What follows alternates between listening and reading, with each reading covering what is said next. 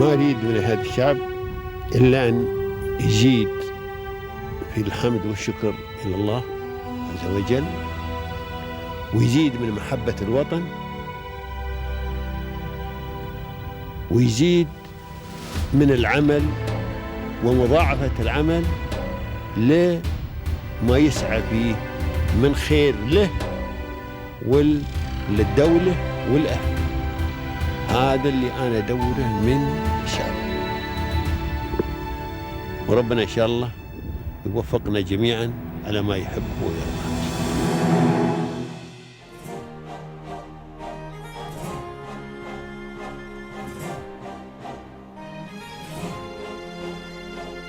Today, we are honored to host Mr. Ahmed Menhali, the founder of Emirates ERM. At Emirates ERM, they blend cutting-edge techniques with deep industry knowledge to offer tailored consultancy and training services. To know more, dear audience, stay tuned.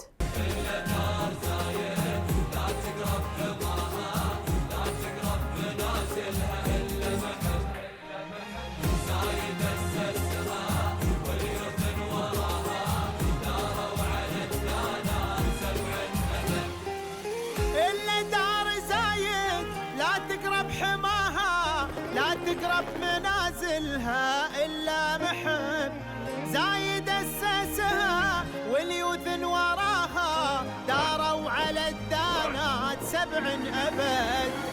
So thanks God for our leadership. I thank them all. We love them all, and we hope that things get better for the UAE, I think, to the highest level.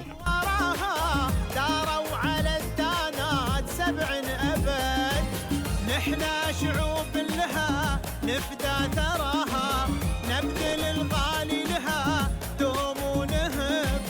نحنا شعوب لها نفدى ثراها نبذل الغالي لها دوم ونهب. كل نار زايد لا تقرب حماها لا تقرب من.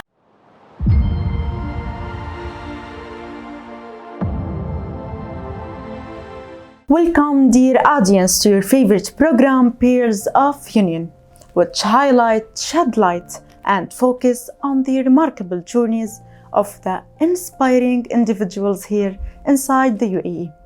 And today, from Abu Dhabi, and a new successful story with Mr.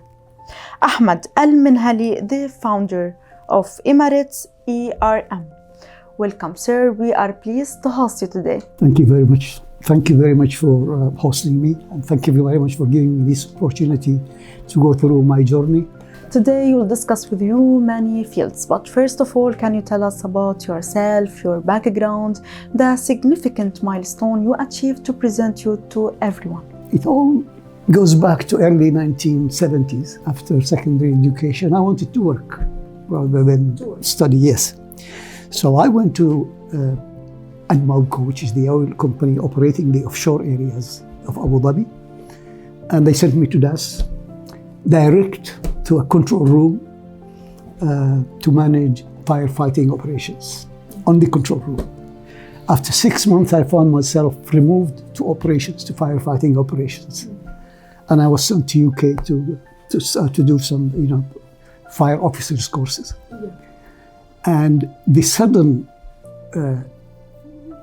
things that really shocked my company is that I was the top student and I had the silver axe on top of the people from all nationalities, including British. That was a tough thing because then they opened their eyes and said, well, there is something good in this boy. Okay. So when I came back, I was moved to health and safety, sent to Aston University to study HSE. So completed my studies, came back and worked offshore, DAS. I worked on drilling activities, project, in engineering, technical safety, and then moved to Abu Dhabi. I think it was 1983, 84. 84. So 84, I was a senior safety engineer supporting the operations offshore from Abu Dhabi. I was dining with a friend of mine. He was a chief announcer in the TV. I said to him, look, your accent is very good. My pronunciation is better than you. He gave me a piece to read. Yeah. And the next morning he said, come to me into the TV studio. So I was there, 10 o'clock or 11 o'clock. And by 1 o'clock I was reading the midday news brief. So, live. Live. Yes.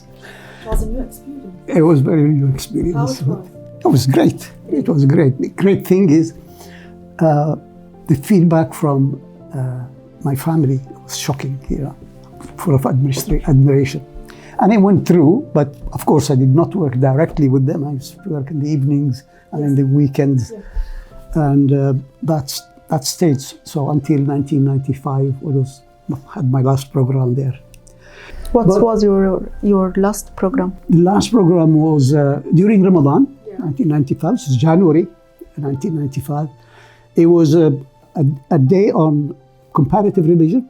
So we had experts from 3-4 religions comparing, talking about the good things in this religion and the good things in this religion and what they think of that. So talking about Judaism, Christianity, and Islam. I like this Yeah. So, it's a very interesting issue, yes. Before I did this, I had to study for a month, or two. Read a lot of books about comparative religion. So it was not a direct hit. Okay. In 1992, I was already head of occupational health safety in my company, but I decided to go and do a master's degree. Yeah, so I went to Birmingham University, did the master's degree in medical sciences, occupational health. And on my return, I found myself in so many inter-industry, governmental, and also Abu Dhabi Emirates task forces looking at various things. Okay, so the most important one I remember is the task force on environmental protection laws, legislations, the task force to look at the future of occupational health in the UAE. Another task force I was proud of participating is the UAE Traffic Safety Strategy task force. These are the most important three, and that's right, yes.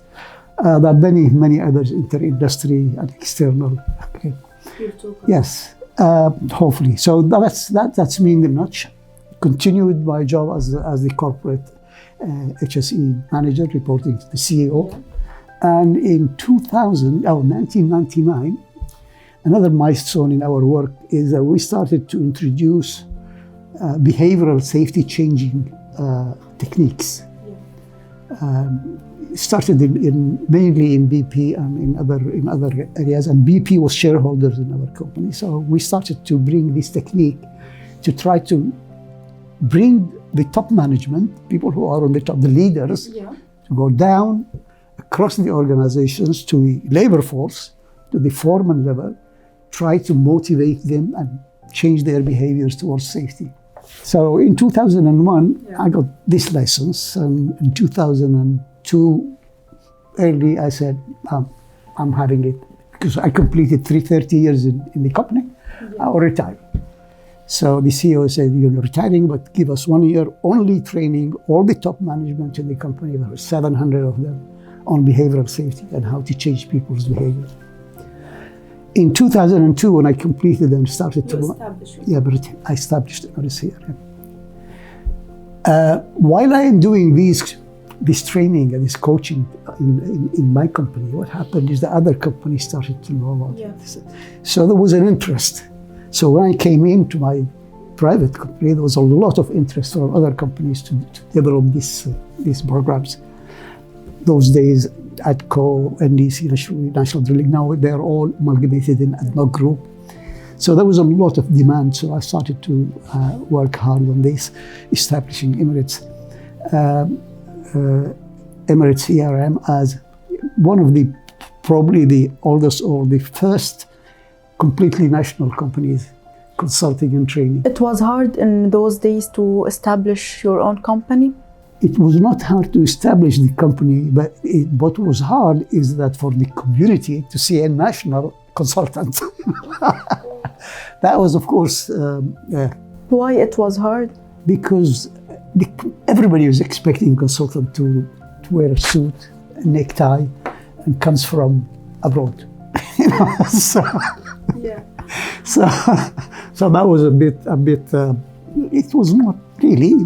You had to fight and determine and put some determinations that if they can't do the job, we can do the job also as nationals. And continued. I mean, we grew up a lot since 2002.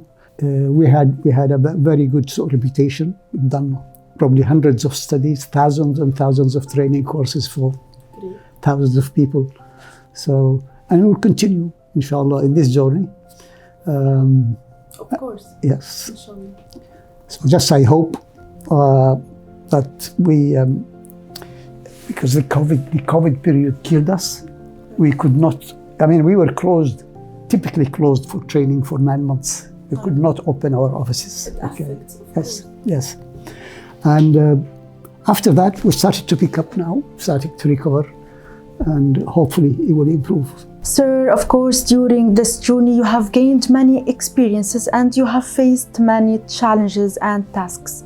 Can you mention some of the tasks, some of the challenges you faced? Well, as I just mentioned, one challenge was to proving yourself as a national, a great trainer and a great consultant. Okay, that was one of the hardships which we crossed over. Mm-hmm. But there are many, of course, other challenges in life. Combining family needs. Okay, I have a big family with work needs. Yeah, that's another one. I hope that I was successful in it, because to have 8 kids and grandkids, so that was another challenge. But most of the big guys are graduated, married, and successfully having children. So that's the biggest challenge. Yes. Is how to find yourself working 12 hours. You know, in your work, sometimes more, and then go and make sure that your family and your kids are okay. Right. Yeah, so thanks to my wife to start with, and then to my determination. Sir, who have been your biggest supporters, mentors throughout your social life and your professional life? Professionally and personally, I am indebted deeply to my great leader. Okay, it was not for him, we would not have succeeded. We would not have gone anyway. Okay, so he is my great mentor. He's my great leader. That's to start with. And every time I have a success anywhere, I would always attribute it to the potential, to the opportunities and potential that he gave everybody to do that. So personally, I have very good friends. I have really, really good friends that kept pushing me to do things and helped me to do things. And my elder boys, my elder now is 44, so of course they're all supported me.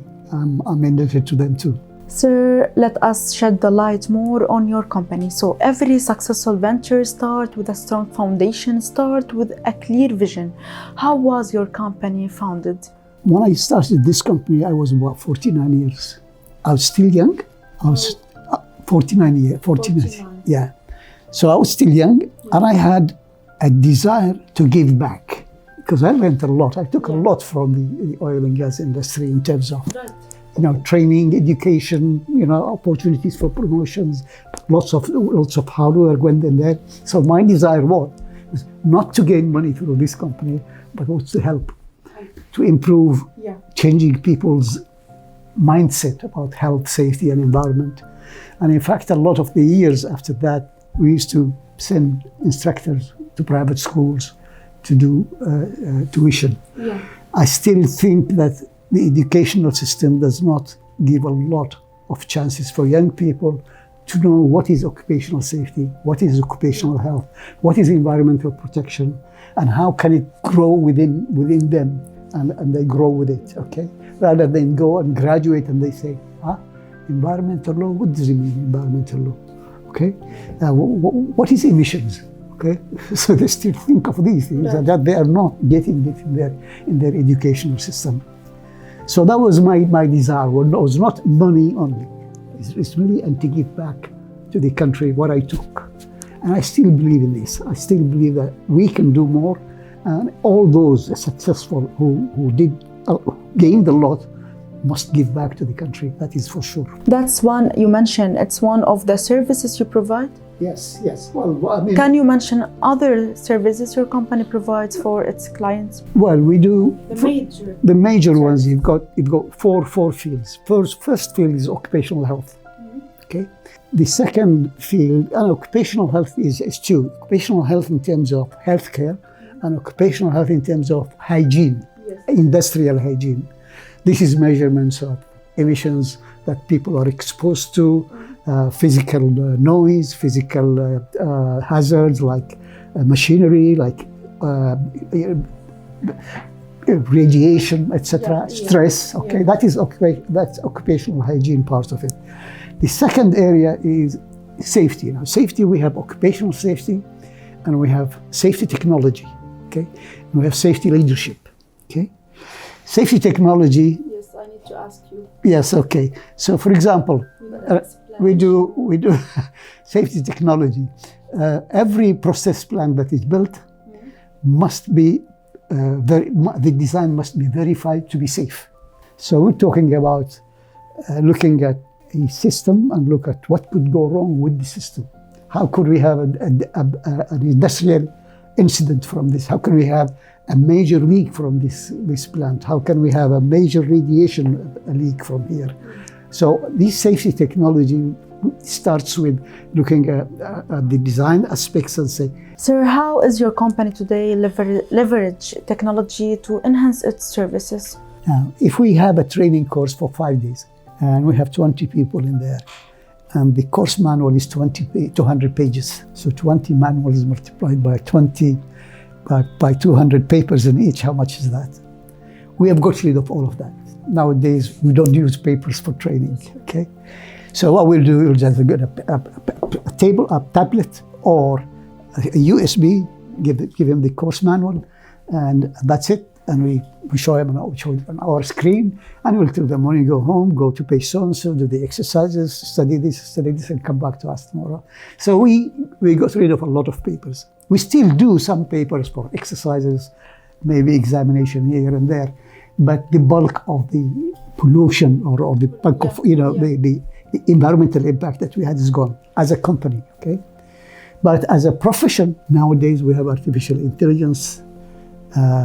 We have gone through, an impossible change. Okay? Starting with predicting incidents and injury scenarios through the massive data of incidents that goes in, and you get a massive analytical systems using artificial intelligence that says, "Hey, you have a problem in here. This is the way you prevent it." Okay, that's for incident prevention. Okay, but also we use our technologies nowadays for wearables. Okay, so instead of sending our people to hospitals every 6 months for a medical, we will monitor them live on site. If they have a wearable device that gives all the health variables of the person, blood pressure, etc., fatigue signs, non-attentional acts, okay, all registered and through a wearable, okay, and it goes to the system, and the supervisors will look at them. If there is a red alert, he's fatigued, is a potential for a fatality or a potential for injury, move him to rest. Okay, that's one aspect. I'm shocked how technology today play a big role in our life. Absolutely. The second one is we have now video cameras with artificial intelligence, and then they will monitor people working. If you have 100 people on site, they will monitor all of them and detect the unsafe acts or unsafe conditions they do, and immediately alert their supervisors to go and do something about it. Okay. There are, of course, emergency management, artificial intelligence aided programs now to predict major incidents manage communication during the incident and even assist in the evacuation. Okay, so if you have a major incident, like we're working now on a massive medical evacuation study for one of the oil and gas companies, and we're looking at using these emergency management, predicting machines, artificial intelligence, to detect where the incident could happen, where the disasters could happen, how many fatalities we may have in there, how many other casualties we may have in there, how are we going to evacuate them and get them to a safe place, what are the number of hospitals that are dispersed around it, how many ambulances we have, and artificial intelligence will guide us to go and mobilize resources into the scenes, and rescuers, of course. Sir, how do you see this field evolving in the next 5 to 10 years with technology? Where do you see this field with technology in the next 5 to 10 years? Yes. Thanks God, our jobs will not be touched.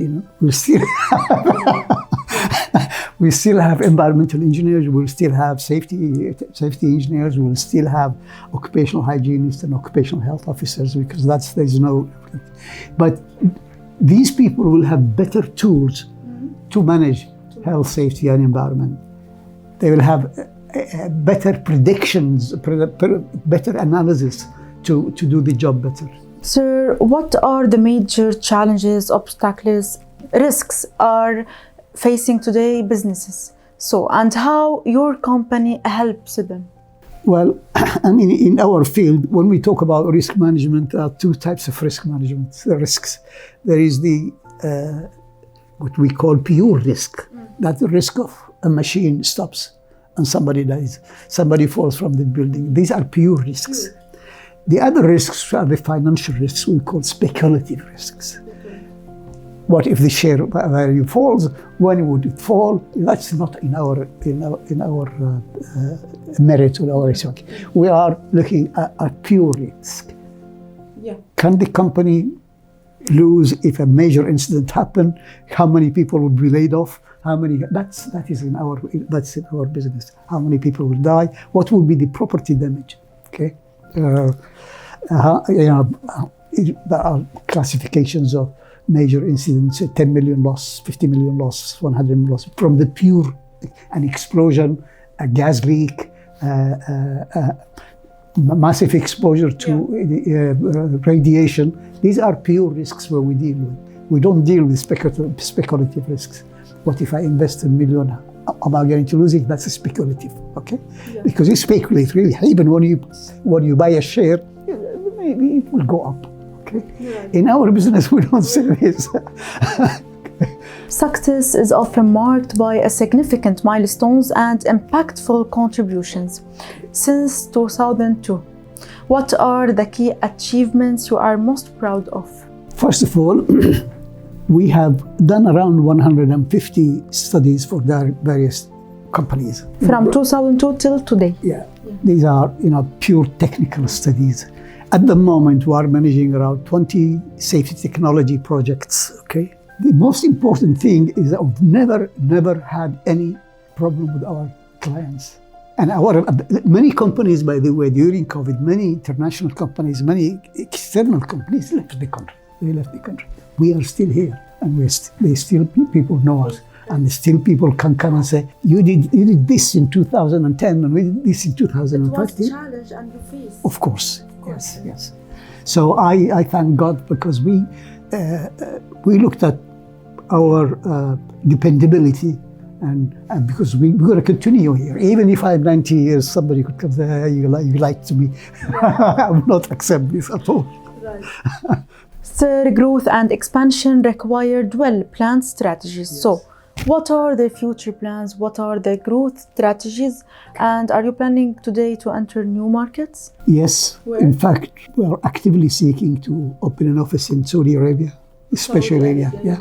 But we believe that Saudi Arabia is one of the biggest markets in here, and we are actively seeking that. In fact, we are at the stage of signing an agreement with a partner in there. Best of luck. Thank you very much, because it's very important. I did some work with Saudi Arabia companies, but on personal basis, come and do this for us, come and do this for us.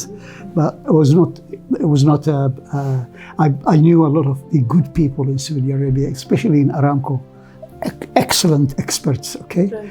Because they came through the same standards that we are growing up, okay? Right. So, yes. So I did maybe 4 or 5 studies for them personally, but now I think it's time we go with full force. When? Within the next month, inshallah. Inshallah, good luck, sir. Now, can you tell us how the UAE government, how the UAE environment supported for this growth? As I just said a minute ago, you can come to the UAE from the airport within 2 days. You can establish a major company. Okay, so this is fluidity for inviting business,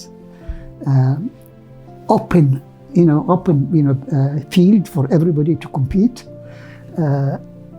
and the fact that there is no restrictions to any nationality, to anybody to come and do business in here. Okay, now if you have the capacity to succeed, if you have the intelligence to do good jobs, then you will succeed.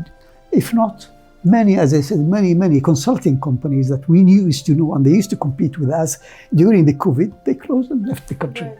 Sir, how has the UAE government, the UAE environment supported to this growth? The UAE is an open country. If you can compete, you can succeed. This is a good platform for everybody. Right. Equal opportunity, as I said. You can come from the airport, open your company, and next day and directly, and you have a business. Yeah. Okay, this is great for the country. I mean, inviting talent, inviting expertise. Okay, inviting technology to come into the country, which is great. Right, of course. Now, great.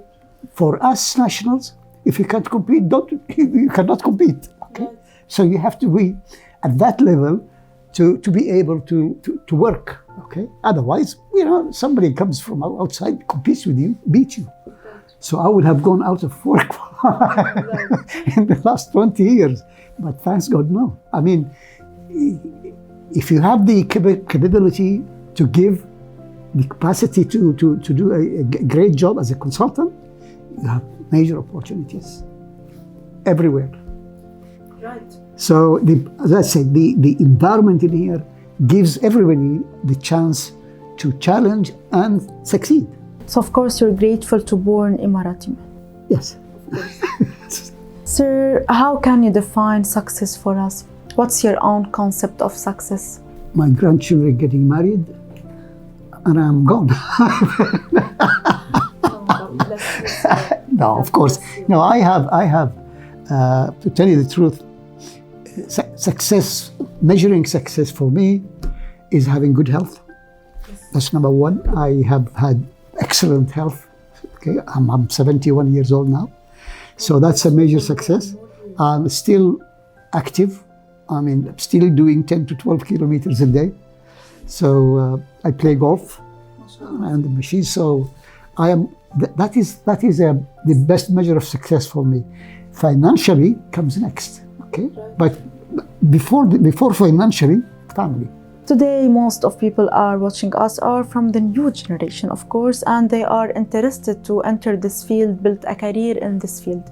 So what's your advice today for the young professionals, for the entrepreneurs are looking to enter this field through our camera, please? Okay. I believe when I entered the field, I was one of 4 in Abu Dhabi community in the oil and gas. Now, we're talking about hundreds or thousands of them, in the ADNOC group and the oil and gas industry. And many of them will be aspiring to go into consulting, which is a great job because we need more local consultants because they can stay in here and maintain credibility. But the issue for nationals, including my kids, by the way, because 3 of them are following my path, okay, don't think it's easy. You have to put your hands in the dirt. You have to go wherever people do things, okay, practically, okay, and a lot of young nationals, they think because they graduated, they should go into the managerial office immediately. That's not good. It's not good for their future, and it's not good for the country. They have to go through the mud.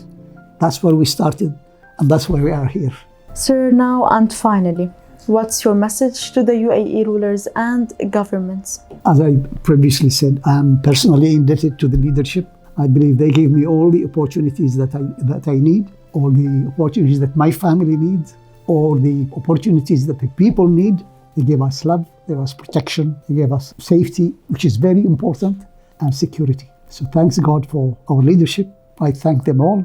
We love them all, and we hope that things get better for the UAE, I think, to the highest level. Thank you for you too, sir, for all the information, for all the details. And it was my pleasure hosting and talking with you today. Thank you very much. نتشرف بحضرتك انك تكون معنا اليوم ونستضيفك بحلقتنا. أشكر سنة العين على الاستضافة الطيبة هذه. أتمنى لكم كل خير. كل عام وأنتم بخير. Dear audience, we reach the end of our episode. Watch us next week and goodbye.